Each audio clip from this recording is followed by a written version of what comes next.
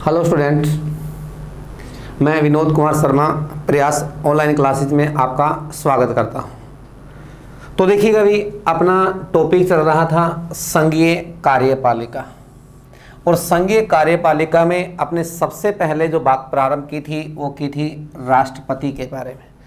और आज की क्लास से पहले अपने राष्ट्रपति से संबंधित 3 क्लासें ले चुके हैं, और आज अपने क्या है क्लास अपने क्या है 4 है, यानी 4th क्लास अपने राष्ट्रपति से संबंधित आज चल रही है।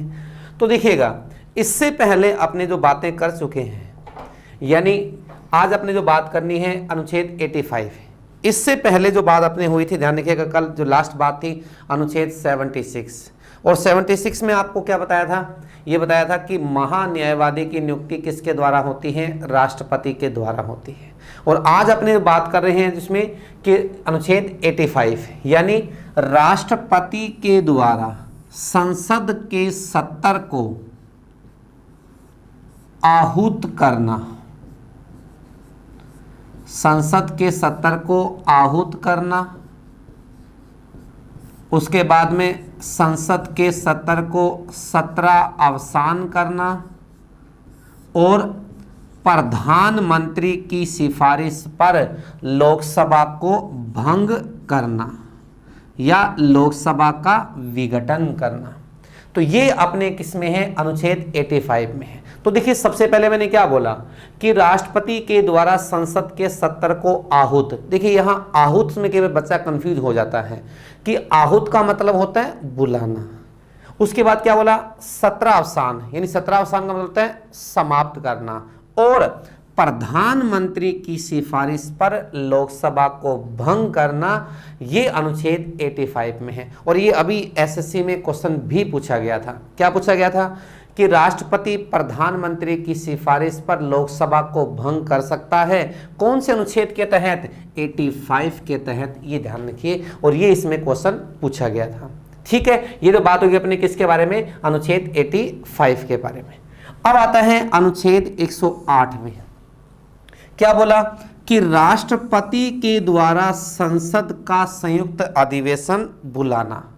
क्या बोला कि राष्ट्रपति के द्वारा संसद का संयुक्त अधिवेशन बोला। और वैसे क्या है कि आपने जब व्यवस्थापिका पढ़ी थी, यानी व्यवस्थापिका यानी जब भारत की संसद के बारे में आपने पढ़ा था, उस अनुच्छेदों से संबंधित आपने पढ़े, तो उस समय भी बाकायदा आप अनुच्छेद 108 के बारे में आपने पढ़ा होगा कि 108 में क्या बोला। देखिए ये कि राष्ट्रपति के द्वारा संसद का संयुक्त अधिवेशन बुलाना। मैं उस चीज़ को थोड़ा सा रिपीट कर देता हूँ।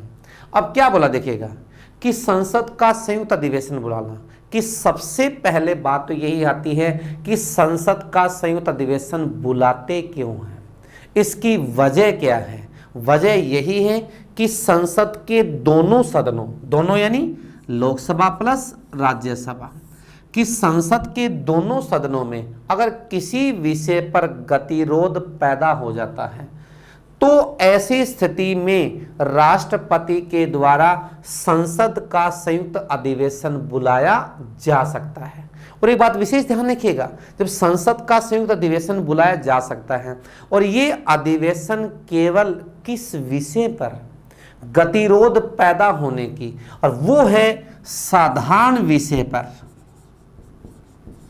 साधारण विषय पर अगर गतिरोध पैदा हो जाता है, तो ऐसी स्थिति में संसद का संयुक्त अधिवेशन बुलाया जा सकता है। और एक बात इसमें विशेष ध्यान रखनी है आपने कि संसद का संयुक्त अधिवेशन कभी भी संविधान संशोधन विधेयक पर नहीं बुलाया जाता है, और साथ में ध्यान रखिएगा जो धन विधेयक है, इन पर कभी भी संयुक्त अधिवेशन नहीं बुलाया जाता है। और प्लस देखिएगा, जिस कल अपने बात हुई थी अनुच्छेद 61 याद कीजिएगा, बताया था मैंने आपको, महाभियोग की प्रक्रिया। और देखिएगा महाभियोग पर भी क्या है, संसद का संयुक्त अधिवेशन नहीं बुलाया जाता है। जैसे क्या है कि महाभियोग कि संसद के दोनों सदनों में पारित होना जरूरी है, कि लोकसभा से पारित हो गया राज्यसभा से पारित नहीं हुआ तो ऐसा नहीं है कि संसद का संयुक्त अधिवेशन बुलाए और उसको पारित करे, नहीं, ये नियम भी नहीं है। और वही चीज मैं सिर्फ आपसे कहना चाह रहा हूं कि संसद का संयुक्त अधिवेशन केवल साधारण विषय पर गतिरोध पैदा होने की स्थिति में बुलाया जा सकता है, कभी भी धन विधेयक या ध्यान रखिएगा संविधान संशोधन विधेयक पर नहीं बुलाया जाता है। उसके बाद में क्वेश्चन बहुत बार पूछा जाता है और अनेकों बार क्वेश्चन पूछा हुआ है, आया भी है। क्या जी? कि संसद के संयुक्त अधिवेशन की अध्यक्षता कौन करता है? तो आप ये ध्यान रखिएगा कि अध्यक्षता लोकसभा अध्यक्ष के द्वारा की जाती है, ये आप ध्यान रखिएगा। यानी संसद के संयुक्त अधिवेशन की जो अध्यक्षता है वो लोकसभा के अध्यक्ष के द्वारा की जाती है, ये आप ध्यान रखिएगा। और आज तक जो संसद का संयुक्त अधिवेशन है वो कितनी बार बुलाया गया है, ध्यान रखिएगा कि संसद का जो संयुक्त अधिवेशन है ये आज तक, ध्यान रखिएगा आप, ये 3 बार है, कि आज तक ये 3 बार बुलाया गया है। और ये 3 बार कब बुलाया देखिएगा, उसके लिए मैं आपको एक सारणी बना देता हूं, याद करना आपके लिए आसान हो जाएगा। जैसे सबसे पहले क्या आ जाएगा? क्रम संख्या, उसके बाद में क्या आ जाएगा? वर्ष, उसके बाद में क्या आ जाएगा? प्रधानमंत्री, उसके बाद में क्या आ जाएगा? सब्जेक्ट यानी विषय। ये ध्यान रखिएगा। ये अपने जो संसद का संयुक्त अधिवेशन है, यानी ये सारणी के माध्यम से आपको आसानी से समझ में आ जाएगा। जैसे सबसे पहले अभी मैंने आपसे क्या बोला कि संसद का जो संयुक्त अधिवेशन है आज तक कितनी बार? 3 बार। तो यानी सीधी सी बात है, क्रम संख्या 1, 2 और 3, ये अपने क्या होगी? क्रम संख्या होगी। अब देखिएगा कि सबसे पहले कब, यानी वर्ष 1961, दूसरा 1978, तीसरा 2002, ये लीजिएगा। ये संसद का संयुक्त अधिवेशन आपके सामने आज तक कब कब बुलाया गया है, और उसके बाद में इस समय प्रधानमंत्री कौन थे? तो ध्यान रखिएगा, इस समय प्रधानमंत्री यहाँ थे पंडित जवाहरलाल नेहरू जी, यानी पंडित जवाहरलाल नेहरू जी। उसके बाद में यहां प्रधानमंत्री कौन थे? मोरारजी देसाई, मोरारजी देसाई। उसके बाद में यहां प्रधानमंत्री कौन थे? अटल बिहारी वाजपेयी, अटल जी, ये लीजिएगा। यानी सबसे पहले क्रम संख्या आ गया, ये कब कब बुलाया गया है और इस समय प्रधानमंत्री कौन थे। और विषय की अगर बात की जाए तो विषय अपना क्या आ जाएगा? दहेज निरोधक अधिनियम, ठीक है, यानी विषय दहेज निरोधक अधिनियम विषय पर। उसके बाद दूसरे की अगर बात करें, यहां जाएगा बैंकिंग सेवा अधिनियम, बैंकिंग सेवा अधिनियम। उसके बाद में तीसरा इसमें क्या है? आतंकवाद,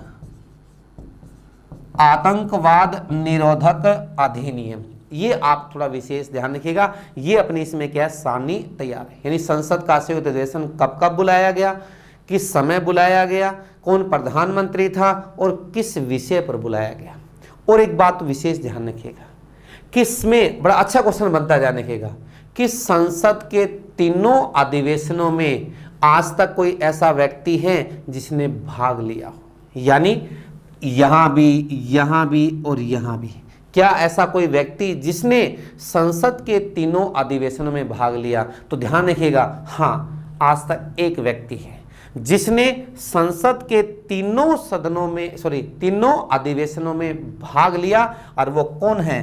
अटल जी हैं। ये आप ध्यान रखना, यानी अटल बिहारी वाजपेयी एकमात्र ऐसा व्यक्ति जिसने संसद के तीनों संयुक्त अधिवेशन में भाग लिया, ये ध्यान रखिए। और ये है भी अपने किसके बारे में? अनुच्छेद 108 के बारे में, ठीक है। यानी ये अपना क्या हो गया?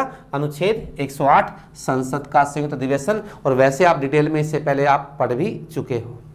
अब आता है कि राष्ट्रपति के पास में निषेधाधिकार की शक्ति, कि राष्ट्रपति के पास में जो निषेधाधिकार की शक्ति है वो कितने प्रकार की है। यानी ध्यान रखिएगा कि अनुच्छेद 111 में कि राष्ट्रपति के पास में निषेधाधिकार की शक्ति ये अपने कितने प्रकार की। तो देखिएगा कि राष्ट्रपति के पास में तो निषेधाधिकार की शक्ति की बात करें तो इसमें मुख्य रूप से ये 3 प्रकार है। अगर 3 की अगर बात की जाती है तो नंबर 1 सबसे पहले क्या आ जाएगा? आत्यांतिक वीटो, या इसे अपने कह सकते हैं वीटो शक्ति भी कह सकते हैं। आत्यांतिक वीटो। नंबर 2 विलंबकारी वीटो, विलंबकारी वीटो। और तीसरा इसमें आता है JB वीटो, या इसको अपने पॉकेट वीटो भी कहते हैं। ये लीजिएगा, ये 3 प्रकार की मतलब इसमें क्या है, वीटो पावर है। और देखिए वैसे भी आपने वीटो शब्द सुना होगा, इसमें जो वीटो शब्द अपने पावर के, भाई वीटो का मतलब यहाँ क्या होता है कि मना करना, सीधी सी बात ही होता है।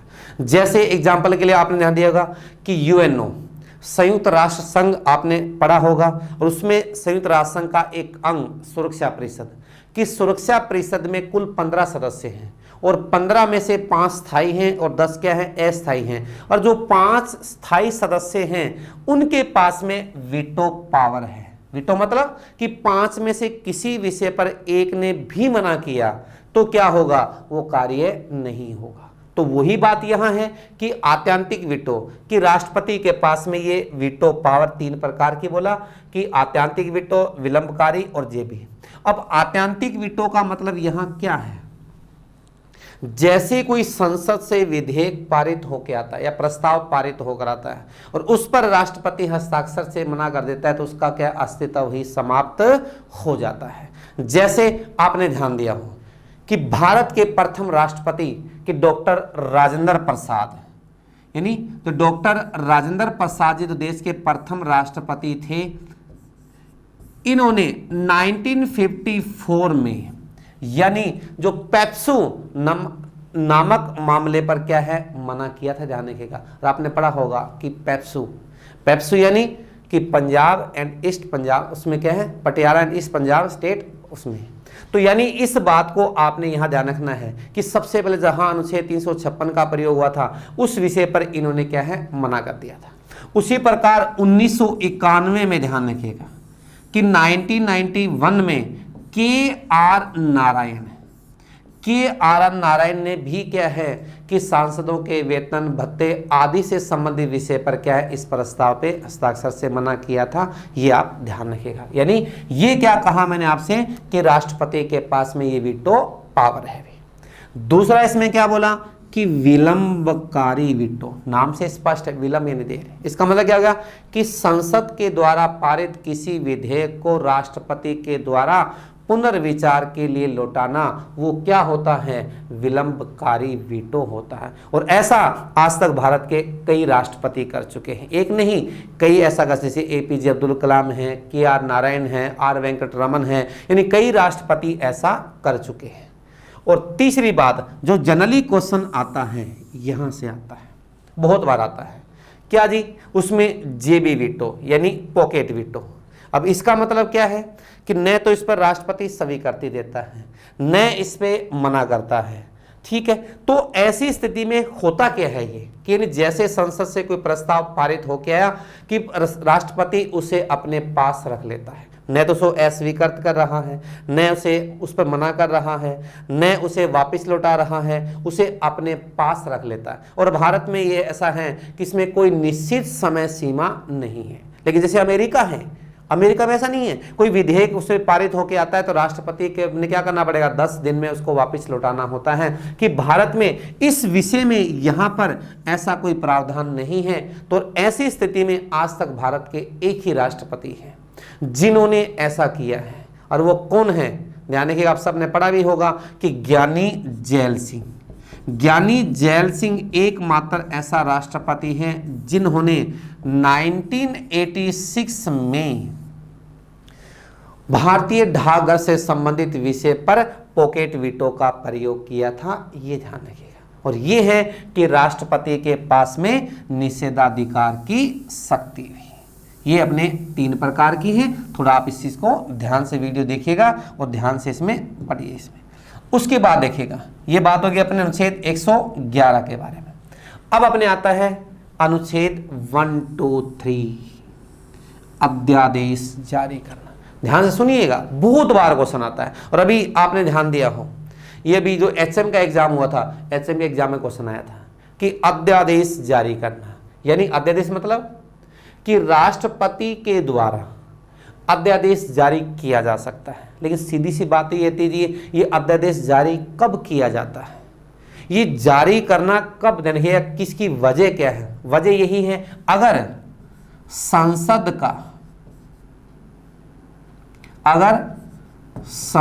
का सत्र न चल रहा हो और कोई जरूरी काम हो जाए, तो ऐसी स्थिति में राष्ट्रपति के द्वारा अध्यादेश जारी किया जाएगा।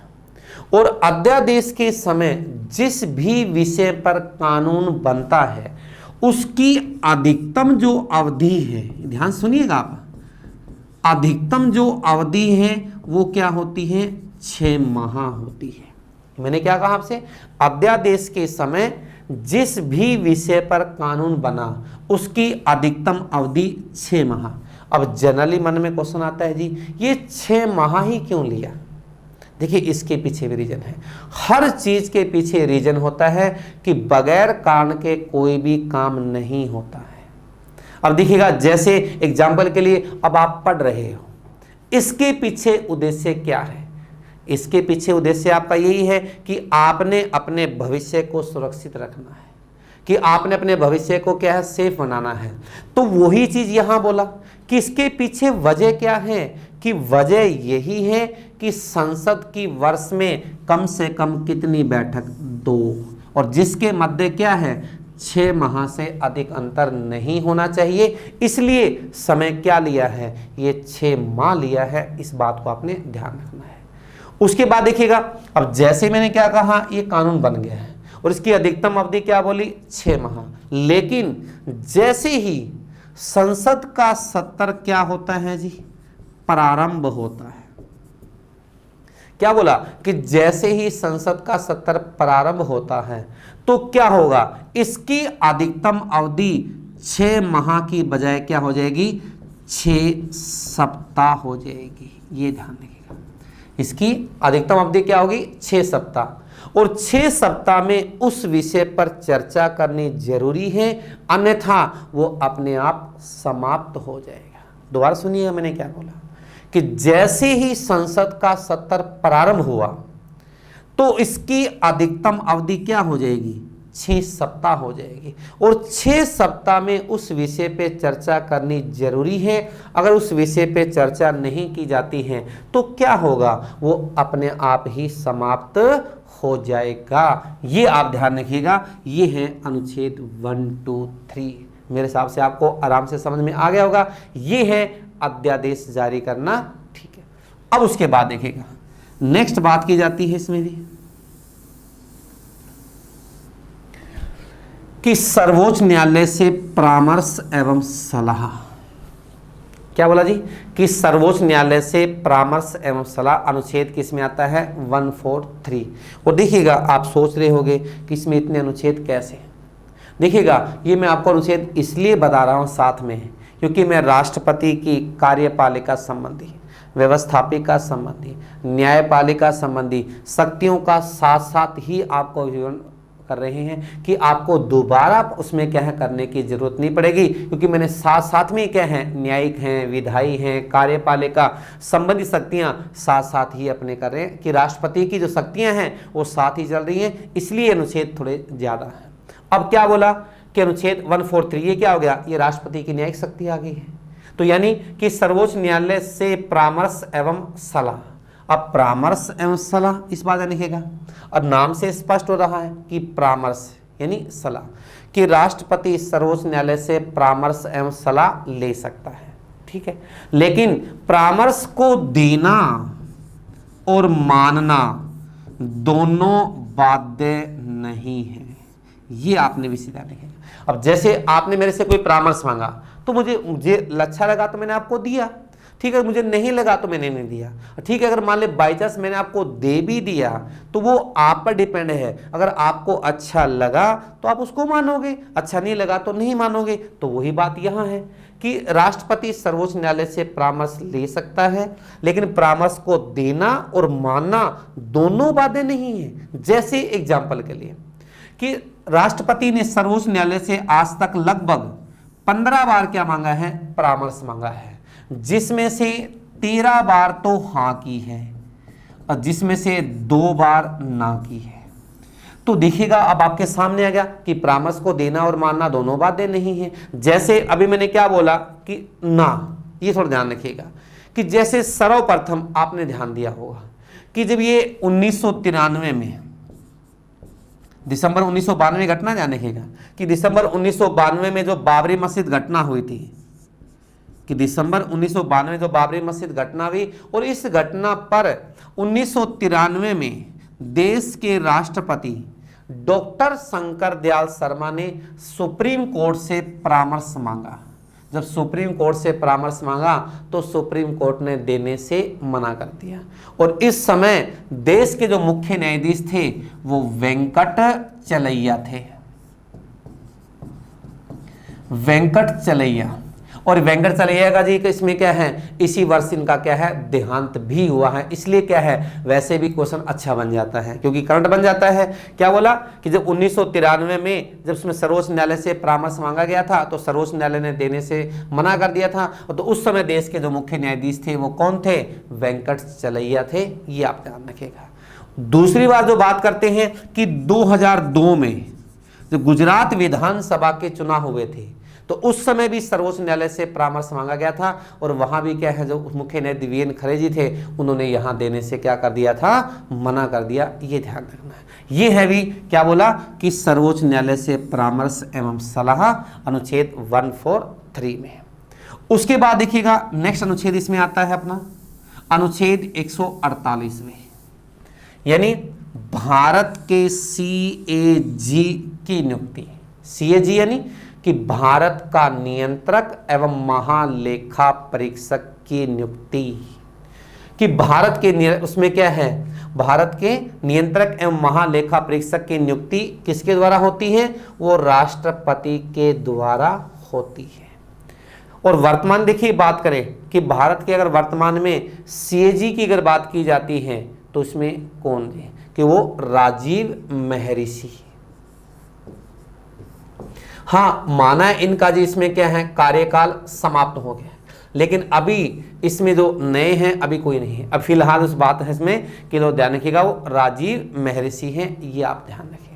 ये कहेगा भारत के सीएजी की नियुक्ति किसके द्वारा, राष्ट्रपति के द्वारा की जाती है। जैसे मैंने कहा उसमें जो राजीव महर्षि भारत के क्या थे, इसमें सीएजी थे। हाँ जी, ये लीजिएगा, ये राष्ट्रपति से संबंधित अपने भी क्या हो गए, मेन अनुच्छेद हो गए इसमें। अब उसे देखिएगा आता है अनुच्छेद 361 कि राष्ट्रपति के पास में विशेषाधिकार की शक्ति। वहां तो क्या बोला, निषेधाधिकार है, और यहां क्या बोला कि विशेषाधिकार की शक्ति, अनुच्छेद 361। और ध्यान रखिएगा ये 361 में चाहे अपने क्या है, राष्ट्रपति है चाहे अपने गवर्नर है, दोनों से संबंधित बात है। अब यहां अपने क्या पढ़ रहे हैं, राष्ट्रपति पढ़ रहे हैं, तो किससे संबंधित बात होगी, अपने वो राष्ट्रपति से संबंधित बात होगी।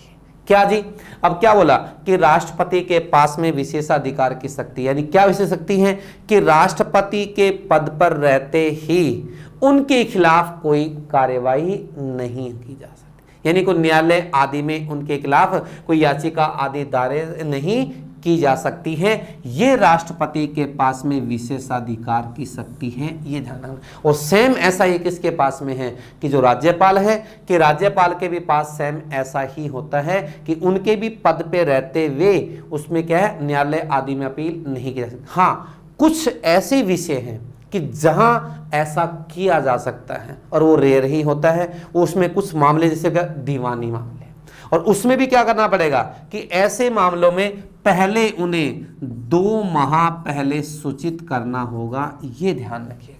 यानी उन्हें 2 माह पहले सूचित करना होगा, तभी क्या है अपील की जा सकती है। और मैंने क्या बोला, सामान्यतः ऐसा नहीं होता, ये रेयर केस ही है कि जहां ऐसा होता है। और ये हो गया भी अनुच्छेद 361 कि राष्ट्रपति के पास में विशेषाधिकार की शक्ति, और वो आपके सामने है।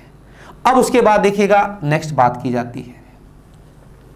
अब नेक्स्ट इसमें क्या आता देखिएगा, अब बोला ध्यान से सुनिएगा कि भारत के प्रारंभ से लेकर आज तक राष्ट्रपतियों की सूची, यानी अब जर्नलिस्ट में क्वेश्चन आ जाते हैं जिसमें नेट आदि की तैयारी करते हैं, और अभी जैसे पिछली बार नेट का एग्जाम हुआ था तो उसमें क्या पूछा था, उसने उपराष्ट्रपति की पूछा कि इसमें कर्म पूछ लिया।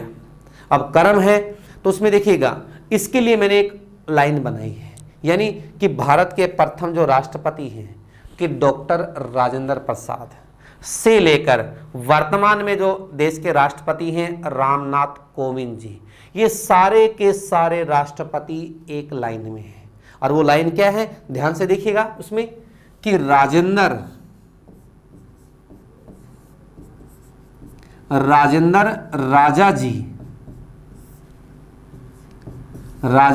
राजा जी फनी है,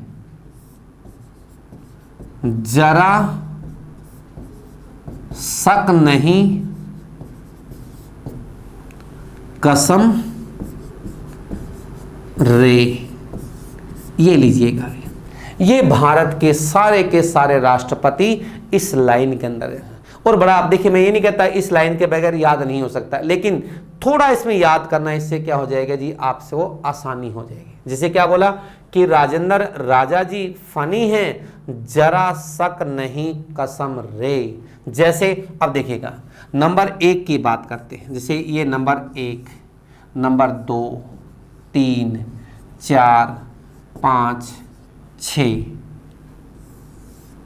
7, 8, 9, 10, नहीं से नहीं, 11, 12, 13, 14, ये लीजिएगा। और वर्तमान जो देश के राष्ट्रपति रामनाथ कोविंद कौन से हैं, 14वें देश के राष्ट्रपति हैं।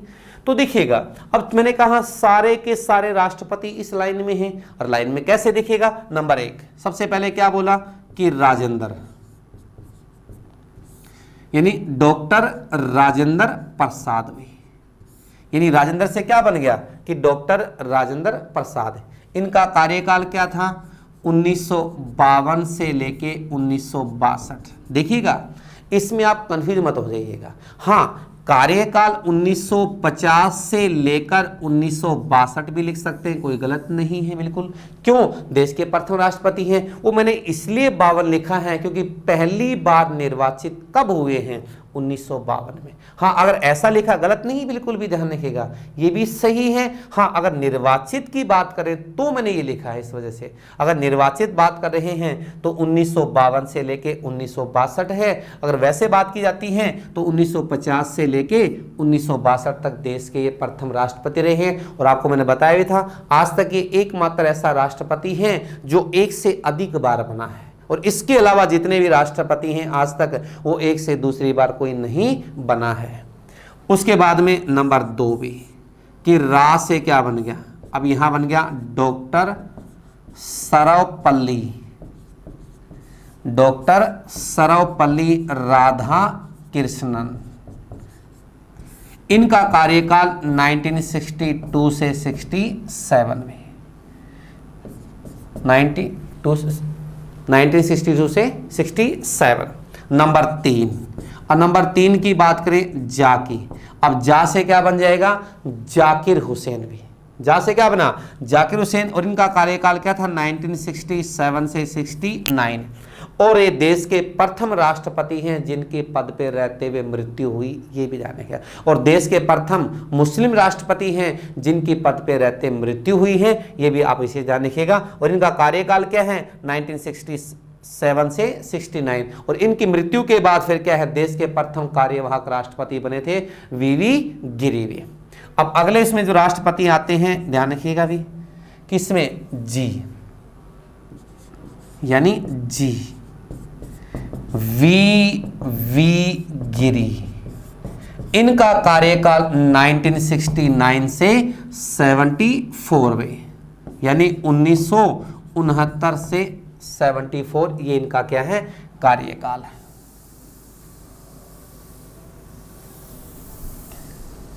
उसके बाद में देश के नेक्स्ट राष्ट्रपति फै से इसमें क्या बना भी, फखरुद्दीन अली अहमद, फखरुद्दीन अली अहमद।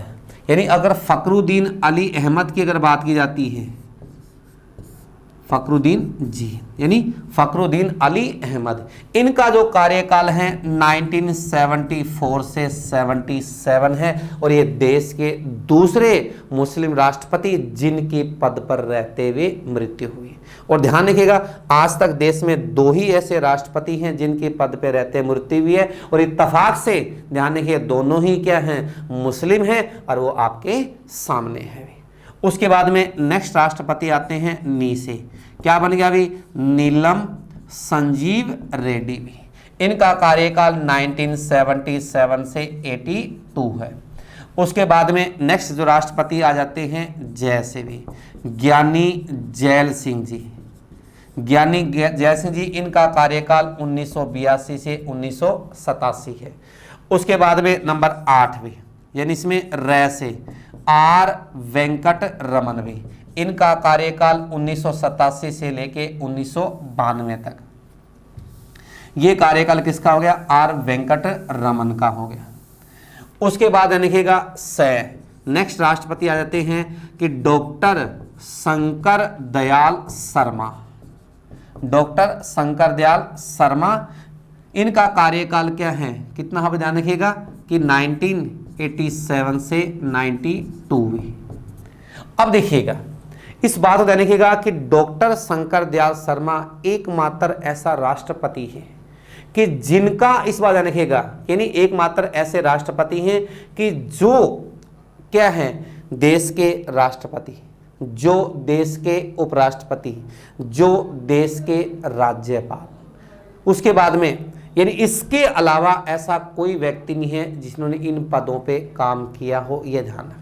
हमें ये नहीं कह रहा कि राज्यपाल राष्ट्रपति नहीं बना, राज्यपाल उपराष्ट्रपति नहीं बना, लेकिन वो तीनों पद पे कोई नहीं बना है कि राष्ट्रपति, उपराष्ट्रपति, और इस बात को आपने ध्यान रखिएगा।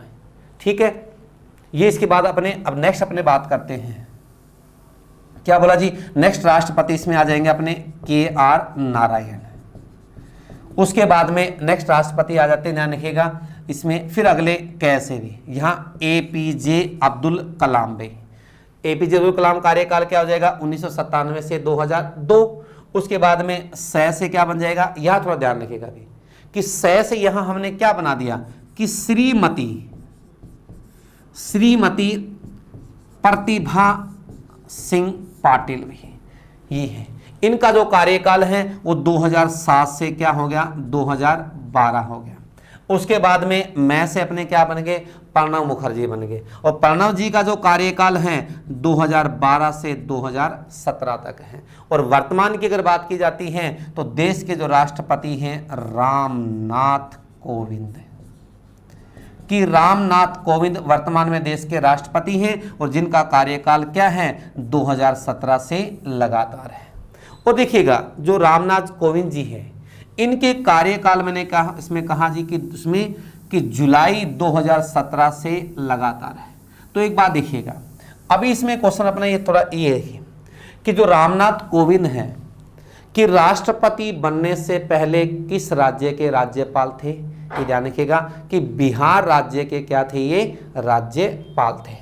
उसके बाद ध्यान रखिएगा, और इन्होंने राष्ट्रपति के रूप में शपथ कब ली थी कि 25 जुलाई 2017 को इन्होंने राष्ट्रपति के रूप में शपथ ली थी। और इन्होंने राष्ट्रपति के चुनाव में किसे हराया था, इन्होंने राष्ट्रपति के चुनाव में मीरा कुमार को हराया था।